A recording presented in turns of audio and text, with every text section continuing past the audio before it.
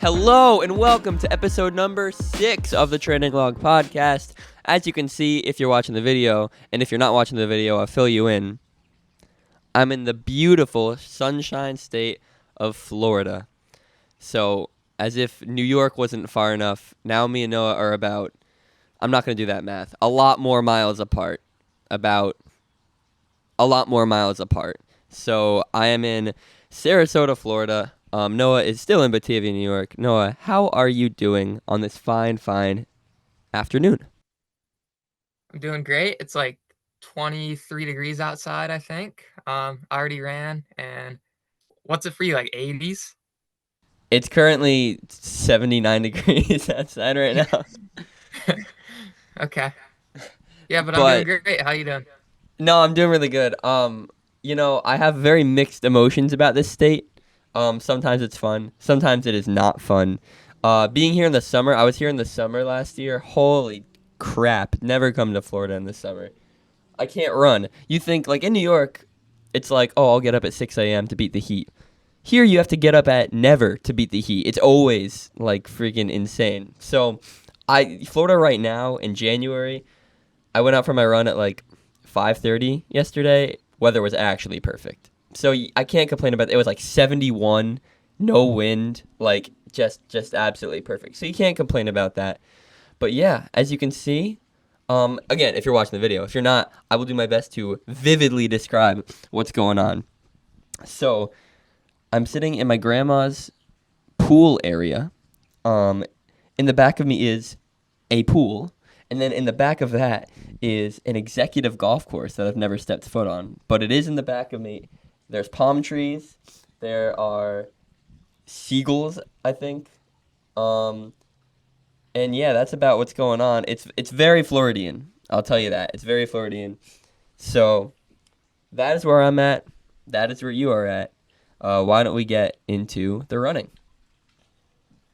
Yeah, so I want to ask you, you ran at the Armory yesterday as time of recording this. How did that go? 2 days ago. But yes, 2 days ago. Yeah. I uh, I did run a 3K at the Armory. Stay tuned for the vlog. The vlog comes out at some point after this podcast comes out, but stay tuned for that. Um, how did it go? It's a loaded question. In a word, bad. In 2 words, not terrible. So, um, uh, you know, I think every time I've ever run a 2 mile, and this is or 2 mile 3K type thing, this is my sixth one, or seventh one if you include the time trial. I do the same thing every single time because I'm thinking I am in the fitness to go 5 flat pace. So I go out in 5 flat, and then the last mile, the wheels just absolutely come off. And that's what happened again. But I'm going to cut myself a lot more slack for this one because I had a really bad sickness that I'm coming off of. And then I have been struggling, like we talked about in the last episode, with some workouts lately, specifically speed stuff. So I was a little concerned how 74, 75s were going to feel. And let me tell you, for the first K and a half, they felt great. And then for the last K and a half, they felt the opposite of great. Couldn't move. I think I threw a 44 in there at one point for a 200 lap, which is hovering right around 6 minute pace. So that's my second to last lap. So I ran a 9:55. I shouldn't beat around the bush. I ran a 9:55, 5:19 pace. Went out 5:03. Came back in whatever the heck it is when you come back.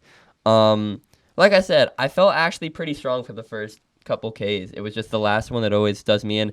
But the reason I'm not worried about that is that the first 2Ks felt good enough that I'm like, when I have the training under me, when I just keep going, just keep hitting the workouts, keep doing what I'm doing, it's going to be there.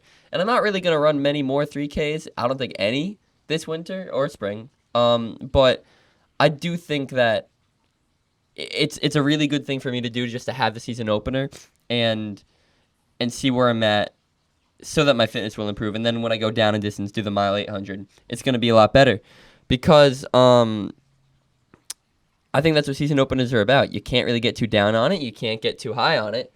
And yeah, that's really about how I'll sum it up. I think just, didn't go great, but nothing to dwell on. Season opener.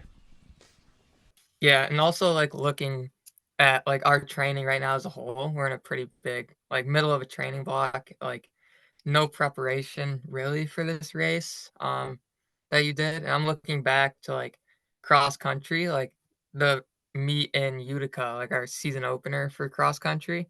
Like we were supposed to tempo half of it and then I think like race half of it. And we didn't like prepare for that race really at all. It was just kind of like a workout type race. And looking back on that, that was just terrible. I was running like almost 7 minute pace at some points of the race. But I mean, also in the middle of training blocks, you can't really just expect to like go out there and like PR or do good. Like it takes time. So, but for you to race and run a 9:55, you said, like in the middle of that, I don't think that's that It's a bad. Like it's that's a pretty good. second off my PB, honestly, and it's Yeah, right around what that's I ran at the time trial before cross country. So really, I'm not gonna say it's good because it's not, but it's mhm. it's not as bad as I think initially my mind thought it was when I crossed the line because I was dying. But then, and to your point, I mean, yeah, you're running like 6-7 minute pace in that opener and cross, and then look at you running almost breaking 28 in cross country. Like it's really no indicator. Mhm. It's really, in Yeah, it my just takes opinion, time, and you just gotta keep on going at it, and not really put much expectations on yourself early on in the season, because like, hopefully, you know that your fitness will come later on. because really, in my opinion, these opening meets are just that, they're workouts. Because this quick story I'll tell is that I was telling this to Jr. after it. Is that my senior cross country year? I had all these big expectations. I want to make states. I want to do all that. And then my first three races, I mean, bombed, like north of 6 minute pace bombed. And I'm like, what is going on? I put in all this work over the summer. What the heck?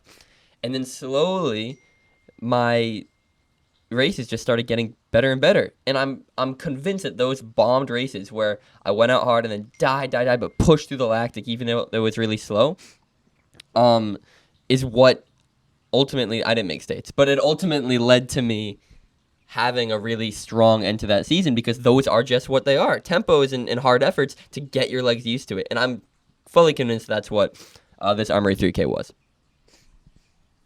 Yeah, I just wanna talk about the Armory a little bit, because 'cause I've only been there once, and it was, like, the coolest thing ever, like, running on a bank track, and it's, like, you're on there, like, a lot of your indoor meets are there, so just touch on, like, how cool that is I for said you. this in my vlog a bit. Yeah, I pretty much, besides like a couple meets here and there, every single indoor meet was at the Armory. So, it's the coolest thing ever, but you get a little numb to it it sucks, but it's like, when you live so close to something, no matter how cool it is, like I'm sure people who live in like Paris, like literally right outside the Eiffel Tower are like, yeah, the Eiffel Tower is next to me, but like I'm just so used to it.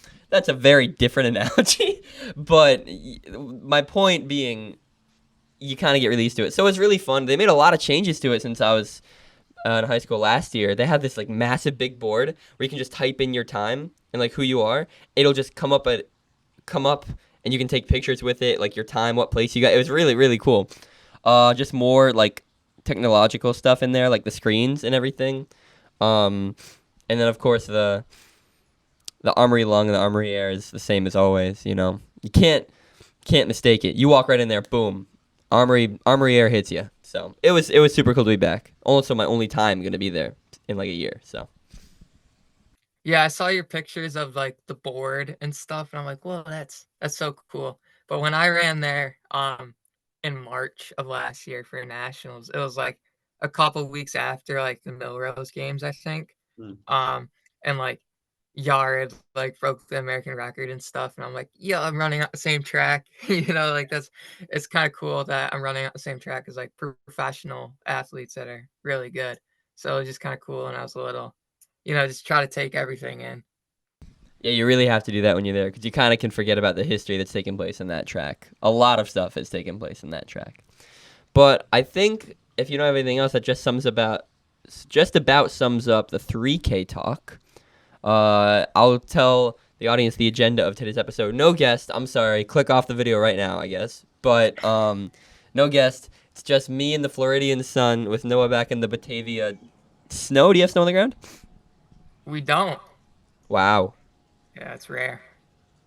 But Me and the Floridian Sun. There's a plane going overhead. I wonder if you can hear that. A lot of planes coming right over here. We're gonna talk about. Well, we just talked about the race. We're gonna talk about the guest we have coming on next week, which is gonna be our first not directly tied to us guest, which I'm very excited for. And then we're gonna talk about some random running questions and answer the Instagram questions that we put out, which we got 8 generous responses of. I think 8. So we'll talk all about that. But let's get into a nice little Noah Pickard training update, and then we will get into our guest preview. Yeah, honestly, right now, like I woke up early in the morning to get my run done. And I haven't done that in a while. Like the birds were chirping and stuff. I'm like, wow, like this is new to me. I haven't ran it in the morning in forever. Legs were dead. But overall, this week of training has been good. On Tuesday, I did 10 times 400 with 2 minutes rest. And I hit 70s on all of them, even though it was 20-mile-an-hour winds and 25 degrees outside. So I was happy about that. And then yesterday, I did my workout on a treadmill just because, again, it's 20 degrees outside. So I did 3 times 10 minutes at tempo, and that was pretty easy. So, but overall going good. Last weekend I did a really good long run. I think it was 12 miles, average 650 pace with a couple 3 miles in there, 640 flat, which was good. But I was honestly just out in the middle of nowhere, farm country, and it was again 20 degrees. Don't know how many times I'm gonna say that. But my hands, I wrote on my Strava afterwards, I was legit on the fetal position on my floor, literally about to cry because right when I walked in my house, my hands just started to warm up. And then just that burning sensation in my hands, I was very close to crying, to be honest. But I saw that long gotta run. push through it. I was pretty impressed by that. I was like, wow, he's not playing around with the long run this week. I mean, did you even go up north of 7-minute pace at all during the run? I think the first mile I did. I think it was a 7:20 first mile. But I think this week I'm gonna go easier on my long run just because I'm gonna run with somebody else. But I've been recently just kind of hammering the long runs, just pushing the pace a little bit gets you more fit. And it's just a good stimulation to just kind of get moving a little quicker for a longer period of time.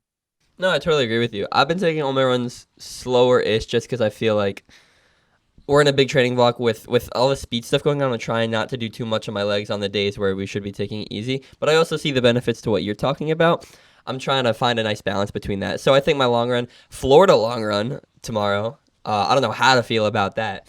But I think my long run tomorrow, I mean, I'm not going to set a pace goal for it. It's a long run. But it's 11 miles. I don't know. We'll see what happens. Usually I'll just open up at 750, and then if I feel good, we'll move. And if I don't, 750s all the way through. But yeah, what else? Anything else you got on your training? Not really. I mean, this is my second week, 50 miles. And we haven't really taken a down week in a while. We've just been kind of climbing. But overall, it's been good. I'm happy. I think I could do more miles. Me too. But honestly, at this point, with the speed stuff too, it's just kind of hard to get all the miles. Well, not hard, but I get what our coach is saying. 50 miles is a good limit, especially that we're freshmen. I agree. Plus, it's hard when these workouts are a little shorter, so we got to do 4 or 5 miles of cool down maybe sometimes. Dude, that's the worst thing ever. I think, I don't know, one of these, it was just sprints or something, or 300s, and then I had a 4-mile cool down, and I'm I couldn't do it. I just cut it short, and I was I'll add it onto a different day. Can you just imagine when we're doing 70, 80 mile weeks in cross, and I mean, our workout's going to be a lot longer, but, Yeah. and then we have to do freaking 7-mile cool down. Would be crazy. I don't know. It'd be fun though. It'd be just a normal run, honestly. I'm excited for it. I'm ready for the high mileage. Anyway, point is, yeah, I did that 10 by 400 workout as well. It made me very happy because I really felt it. But it was the first workout where I could speed workout where I could fully say I hit every pace. I was supposed to be 69 to 70s like you. I hit a couple 71s threw in a couple, not on purpose, but there were a couple 71s in there, but they were low 71s. And then I made up for it by going 69 and 68 on the last two, which I was very happy with the actual gear change. I could at least somewhat I mean, I was dying, man. Like, 70s didn't used to feel like that, but I get why. We're coming off a big cross-country training block. I get why my legs aren't used to going fast anymore.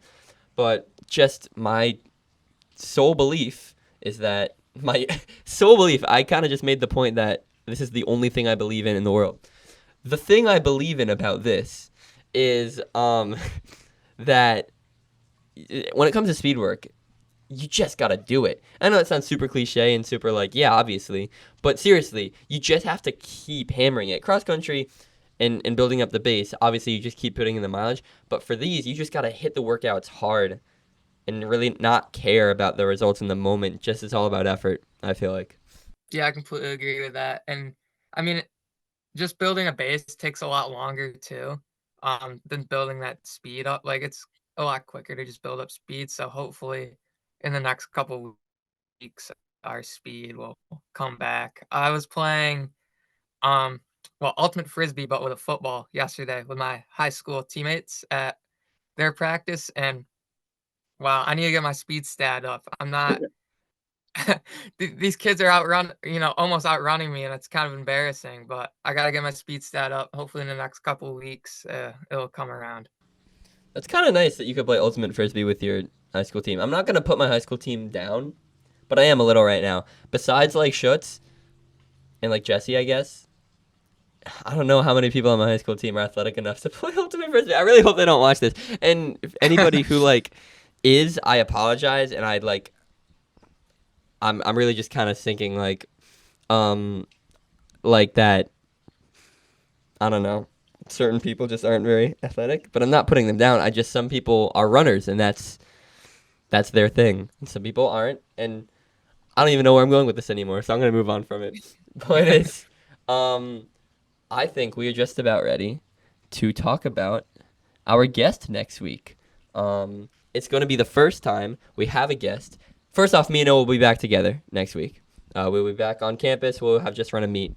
But our first guest that is not directly connected to one of us in any way. Drum roll, please. Noah, I guess you can say the honors of who it is. It's gonna be everyone drum roll right now. There we go. It's gonna be Joe Peraza. Woo! Now, who is that? Well, we'll tell you. Oh man, that must have been so awkward for the audio stuff. Now let me describe what I just did. I would say, now who is that? And then I would put the microphone down completely. But if it's the audio only, it kind of seems like I'm just taking a long pause.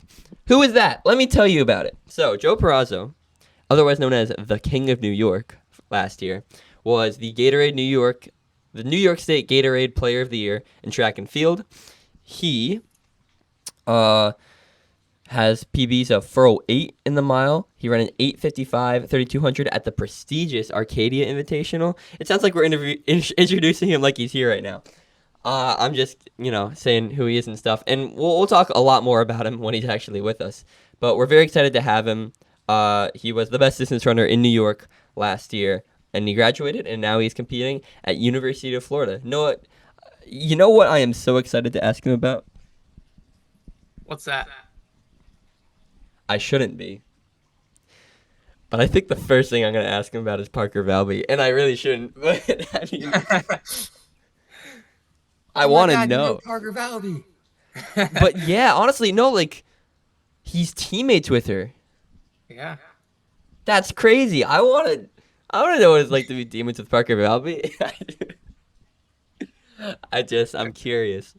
Yeah, that's a question we can definitely ask. Right off the bat. Hard hitting right off the bat. But anyway, that's who we're interviewing next week. Exciting. Look up some of his races if you'd like to. But now we're getting into some fun stuff. I introduce everything. Noah, you introduce the next thing we're doing. Let's do it. We're gonna get into some questions that we posted a story on the Instagram, and some of you guys gave us some questions. So I'll pick out the first question because why not? Go for it. And we added some of our own just interesting ones as well. Yes. Get to know us a little better. So Elijah, shout out Elijah, said, "How old are your shoes?" I think precisely he said, "How old are you shoes?" But yes, um, Oh, he this is did. actually a good question. This is a good question about how long we go through our pairs of shoes. I like to think I'm on the shorter end of mileage because I'm nervous whenever I just start getting foot or ankle pain. I want to switch out trainers immediately. But I like to think that I go through a pair every 450 miles, 500.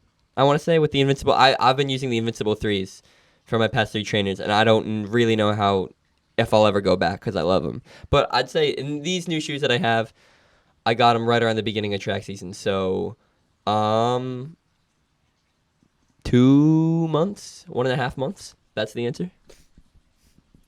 Yeah, I don't know. I have a couple pairs of shoes, so they just kind of last me a while, but um, definitely like the 450 to 500 mile range is like my golden zone. It just kind of depends. I've gotten really unlucky recently with like my upper on the shoe ripping.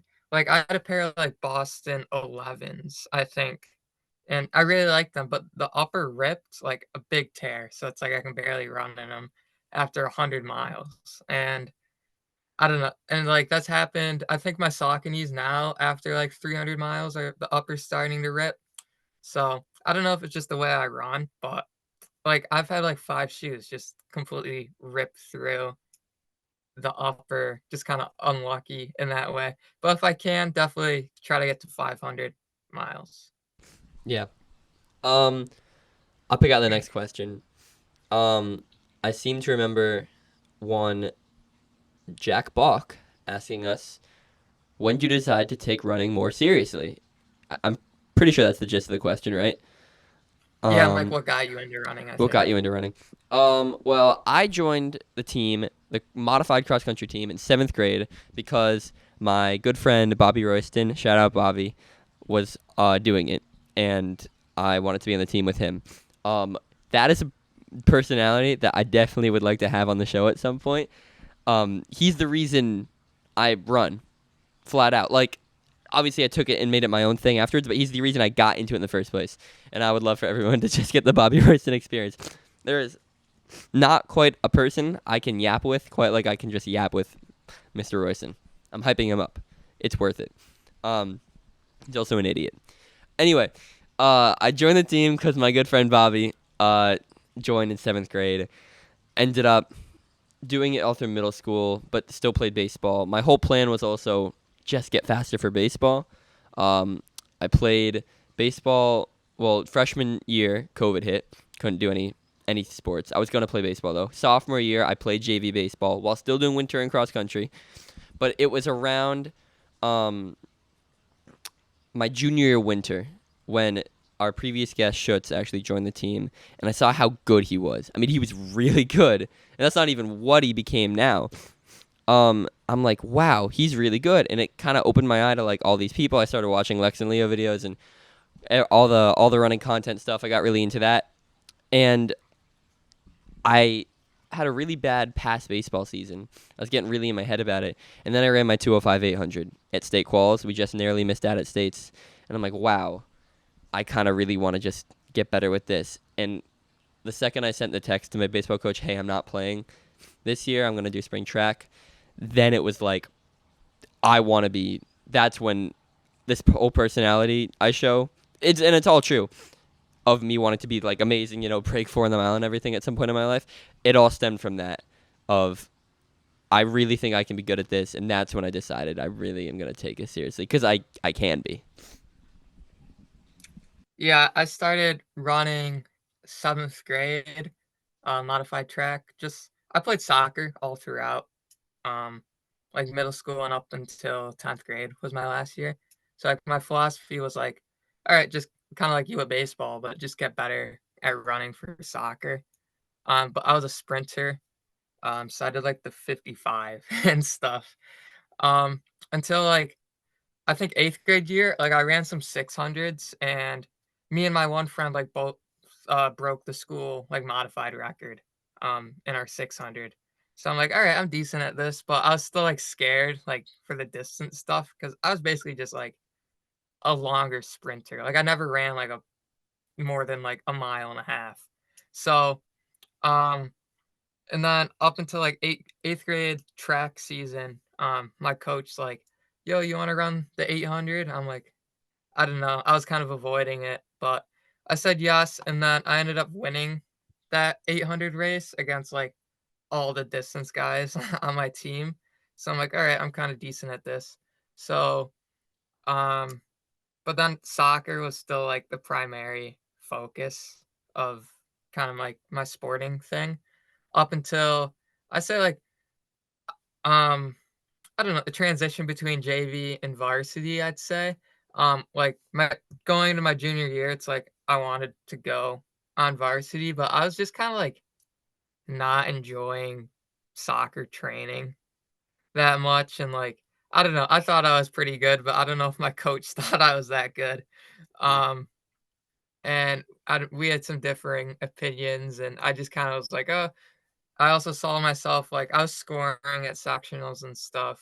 On on the track. So I'm like, well, I think I can contribute to running and track a little bit more, especially that my soccer team, no offense to them, but like entire program history, we've won nothing. Like no sectionals or anything. And then we won sectionals my 10th grade year in track, outdoor track. And I'm like, all right, well, I kind of want to join like a winning culture and just kind of get better at this thing. So yeah, that got me into running. I think that question actually just about summed up Tom's question, which was why did you choose to pursue running over other sports? So we kind of inadvertently answered your question, Tom. So cool. Next question is a question I actually asked for the both of us. But what is the best artist to run to? Now, this is a very different question from best artist to your just favorite artist.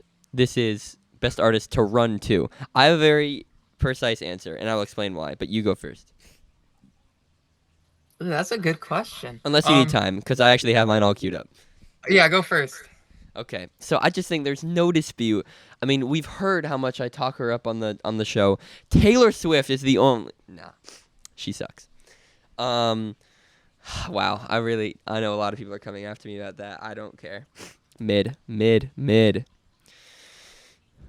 my opinion, the best artist to run to is the Arctic Monkeys. Now, they were my most listened to band or artist of 2023 for good reason. They're not my favorite band. They're really good. But let me tell you why they're the best artists to run to. They have the most diverse discography of really almost any band you can think of. So in the beginning, you want to go out, you want a hard run, you want to run that you can you're in the mood to run. You have the energy, bring the energy up. Listen to their first two albums. Whatever People Saying, That's What I'm Not, and Favorite Worst Nightmares. Those albums have the energy, boom. If you want kind of a more relaxed, chilled run that's like, nice, you have the energy, but you want to chill, listen to Humbug or AM. Those two albums are just, they're rocky a little bit, but they're also a little chiller. Alex has, much more of a swoon on his voice.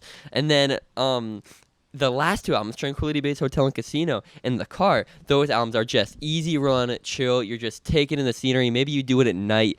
They really have everything for every kind of run you want to think of. You have, well, I bet that you look good on the dance floor. That song, oh man, it just gets you going, But then you have, albums like The Car where it's like, how am I supposed to manage? It's just like, oh, just like soft, like, oh man, it's just Arctic Monkeys, man. The Arctic Monkey. I think I do a pretty good Alex Turner because Alex Turner just kind of talks like this. At least in the early days, he was kind of talking like this. So Noah, what's your answer to the question?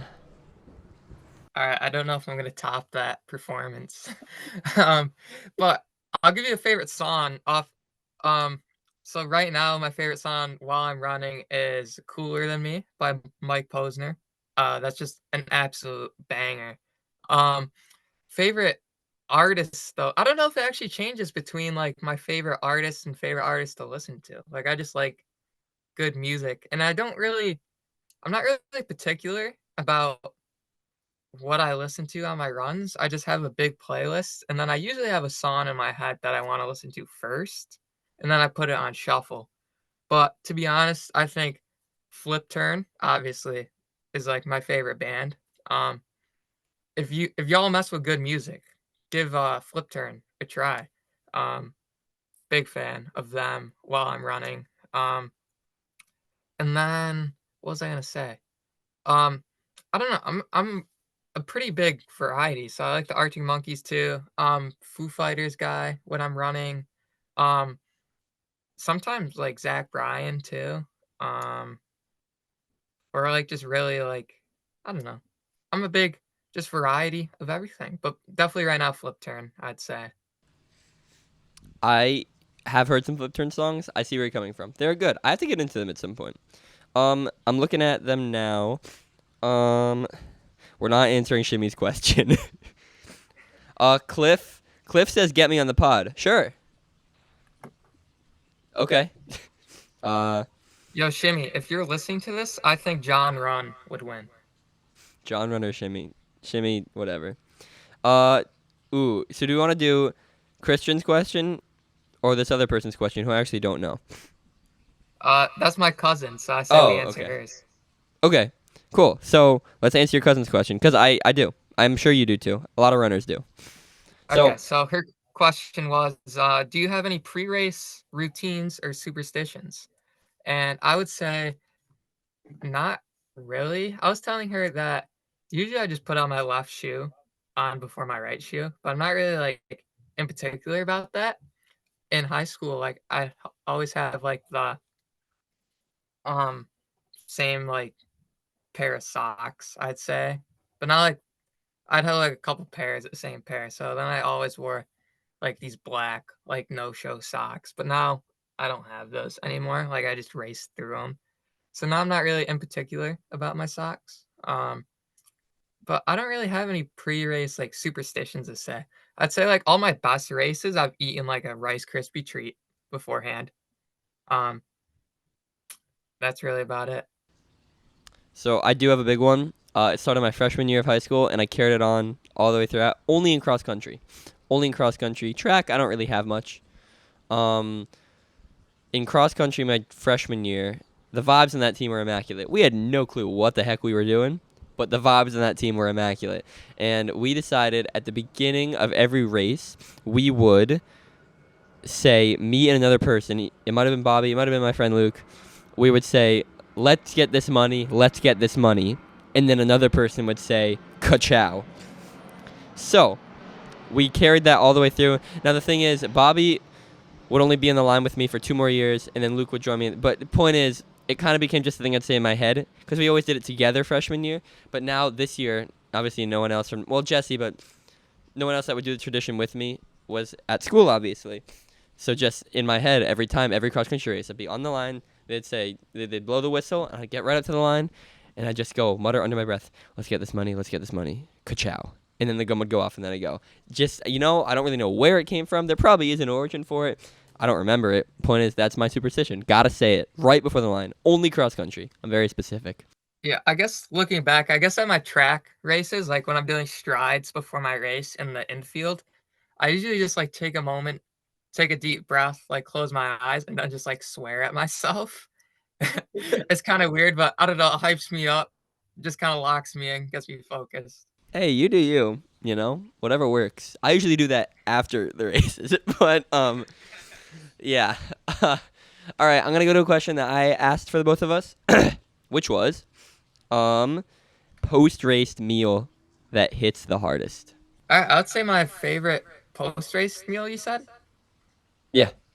um, I don't know anything like that is unhealthy, like pizza. Like I was big into like Wendy's for a while, like Frosties, like just anything super unhealthy, or Chipotle, which I feel like might be your answer.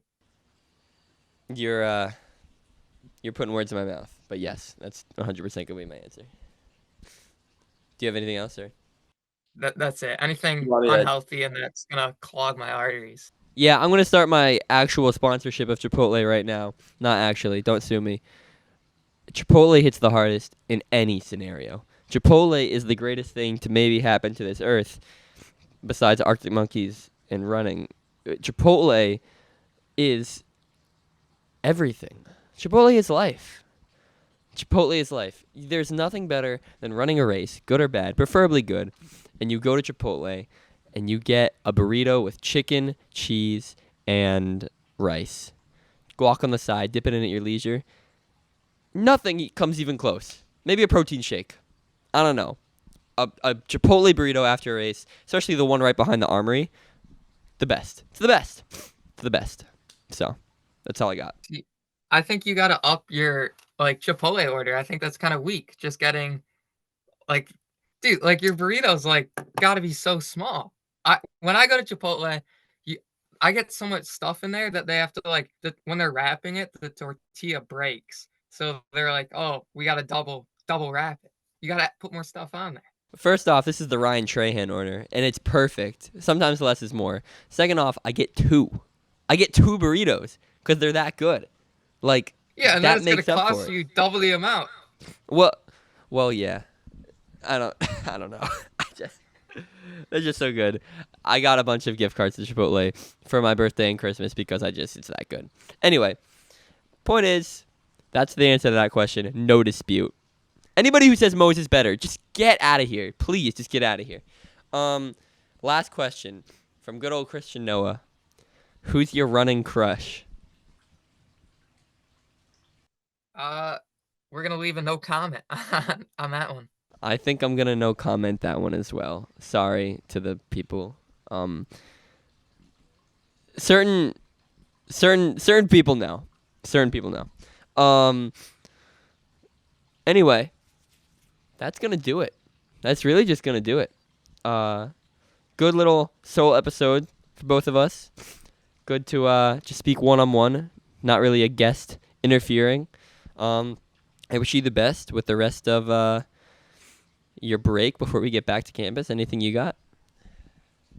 Nothing. Honestly, I'm excited to go back. I feel like I've been at home for a while, just kind of doing nothing in a sense. But it's nice to be at home with my family, so that's nice. But I'm ready to go back and just kind of, get the wheels turning a little bit. So next time we'll see you, we'll be back at campus. Thank you for listening. We are the Training Log. That's a weird thing to say. Thank you for listening. We will see you next time.